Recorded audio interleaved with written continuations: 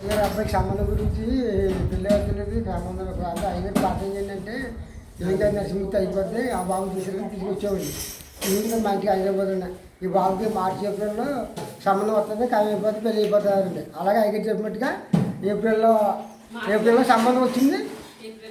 ఏప్రిల్లో మాటలు అప్పుడు సంబంధం వచ్చింది. అప్పుడు మనం మాట్లాడుకున్నాం నిశ్చితార్థం పండుగ పెట్టి అయిపోయింది.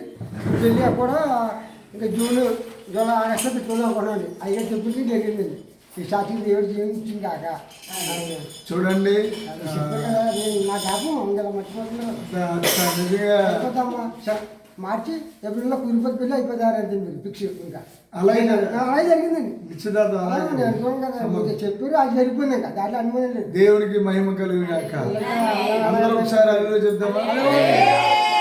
హల్లెలూయా. చాలా అద్భుతమైన సాక్ష్యము.